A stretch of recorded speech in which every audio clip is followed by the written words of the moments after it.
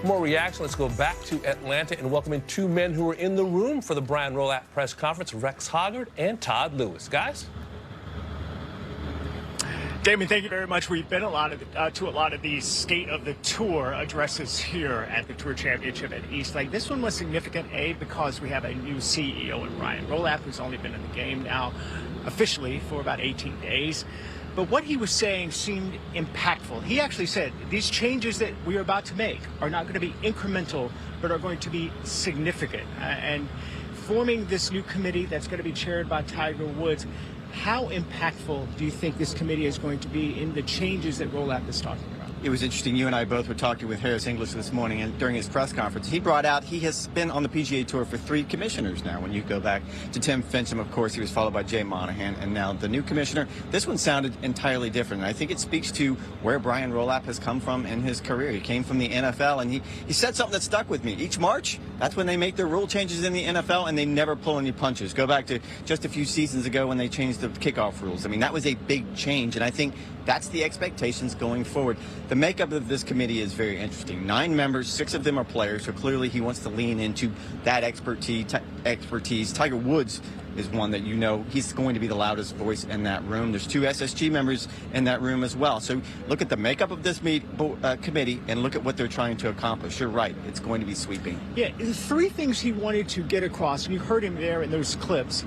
Parity, pretty self-explanatory. He wants parity out here on the PGA Tour, just as he said he saw in the NFL where he came from. The other is simplicity. Obviously, that's pretty self-explanatory. Well, be simple to the fans, help them understand. Scarcity, that's the word that sticks out for me. I'm a little questionable in that definition, scarcity. What do you think that is? Look at the next year's schedule, the 2026 schedule, which just came out yesterday. We had a chance to go over it. Added a signature event, 9 signature events now. That shouldn't be that big of a leap, but if you look at the way that it is pretty big, and you look at the way the schedule is structured now, you now have 9 signature events, you've got 4 majors, you've got the Players Championship, and then everything else is sprinkled in around it. You have a stretch from April to early June where you have 2 majors and 3 playoff events, and I mean, that's what's going to be important.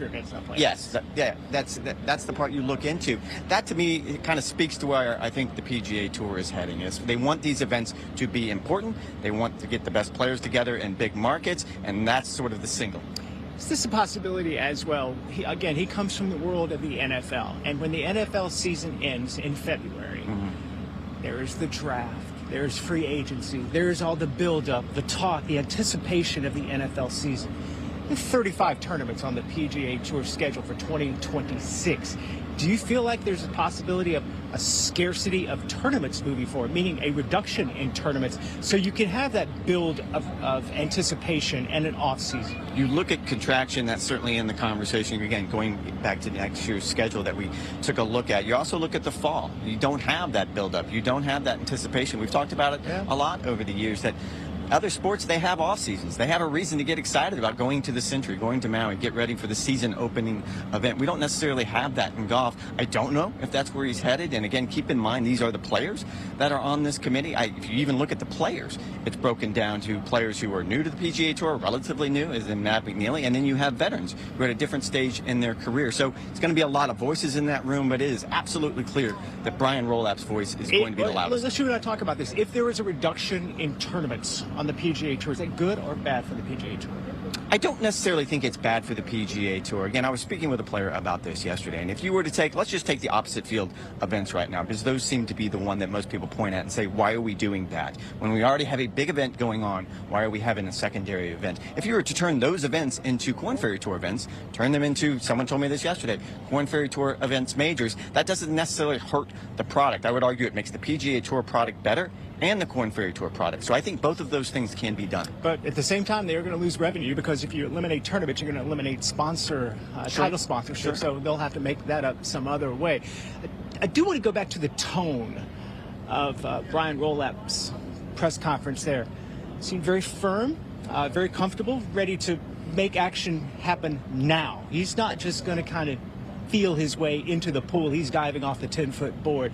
What do you feel like the impression he is giving not only to the media today, but to fans and players as well? He's been on the job 3 weeks. Yeah. 3 weeks. That's it. Officially. Officially, but he's been on the job 3 weeks, and you already get the idea. I spoke with one player this morning that asked about his conversation with Brian, and his take was he's going to crack some eggs, that he's going to come in, he's going to make some change, and this player was clear. Not all of those changes are going to be popular with the players. Some of them might not be popular with the fans. He's going to do what he feels is right. I don't think there's a reluctance there. Again, I think this comes to the institution he came from, that they always want to innovate. How many times have we already heard Brian Rolapp use that word? Yeah, a lot. And we're uncertain as in regards to the format of this championship moving forward. Simplicity, I think, comes into play right here. Well, I think you're speaking specifically to simplicity. This year, I don't know about next year and moving forward. This may change again as well, the format of the Tour Championship to decide a FedEx Cup champion. I do want to get into Tiger Woods. Tiger Woods is the chair of this future competition committee. What does that say about Tiger Woods in firmly establishing his mark on the future of the PGA Tour? This is something that he has had now for a number of years in his battle, in the Tour's battle with the Public Investment Fund of Saudi Arabia. I feel like he, although he's not competing out here, is just as significant in what he's doing in a boardroom. I think this speaks to the changing role that Tiger Woods has embraced in the game of golf. Clearly, he's not going to be out at these events week in and week out, being dominant like we saw him for the better part of 2 decades. And I think this started, go back to that meeting in Delaware just a few years ago, and the idea, he's the one that got all of the top players together. He's the one that essentially got the ball moving on the process that we want to change what the tour is. We need to take a hard look at the competitive model and turn that into a better model so the business model becomes a better model. And now you look at, not only does he serve on the PGA Tour Policy Board and the Board of Directors for PGA Tour Enterprises, now he's involved with this. You get an idea of how important this is, not just to him as a business person, but to him as a legacy. Yeah, I agree. Tiger Woods, I think, is a very important player. And I say that in a boardroom sense, not a player in between the ropes here. And we shall see what he does with this new committee and how it shapes maybe the immediate future of the PGA Tour. But it was a very riveting press conference here at East Lake today, guys. Guys, just a quick follow-up, because PGA Tour players have it better than they have at any point in the history of this circuit. They're all making boatloads of money. How do you think, you guys are out there more than anyone, how do you think that those players are going to react to now seismic changes to their tour?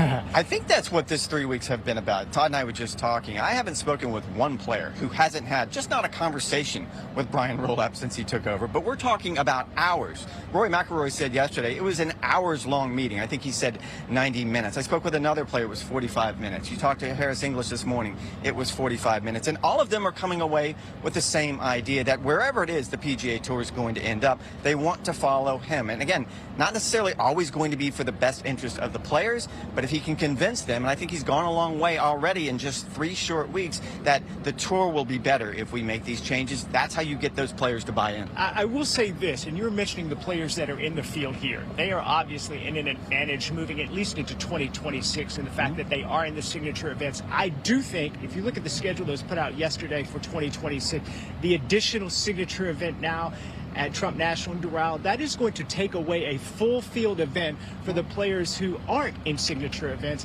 And I think that is going to increase the volume of those players feeling like they are in a closed shop out here, that there is a PGA Tour and a PGB Tour. So it depends on who you ask out here. And he actually talked about that today. We're going to see what the reaction is from these quote rank and file players. Totally fair, and I would argue that one of the players I spoke to yesterday would be on the outside. He was on the outside of the top 50 last year. He's on the outside of the top 50 this year. Had a long conversation with Brian Rolapp and is still encouraged with where he's going. But to your point, there's always been a PGA Tour A and a PGA Tour B. I think now it's just magnified a little bit more. Go look at Harris English this morning. He's the one that played himself outside of the top 50, inside of the top 50 this year. So he's living the proof that you can pull it off. You just have to play really well. Another testament that you're not going to make everyone happy out here on the PGA Tour. Let's give the fans a little something else to think about, guys. Rex, he talked about, Brian did, the connectivity, the importance of connecting the regular season to the postseason. In the NFL, it's, you know, you got the two-a-days in the spring, and then you got training camp, preseason, regular season, postseason, Super Bowl. It's a direct line. It's clear. Everybody understands how critical is it for Brian and company and this future competition committee to make it crystal clear, black and white, that the regular season connects clearly and easily for the fan to understand what the playoffs mean, that the math is simple, the events are simple, and the champion is clear cut.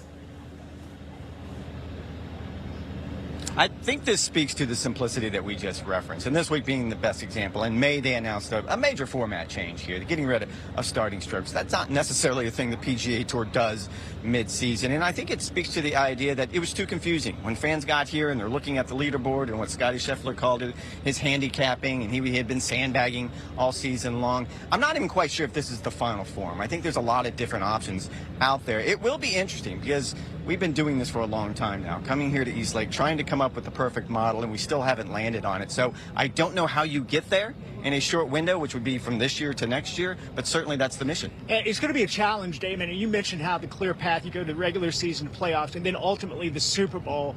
The Tour would like the FedEx Cup to be the Super Bowl, but given the PGA Tour schedule historically, when you got 4 majors happening prior to the FedEx Cup, it will be a challenge to change that culture.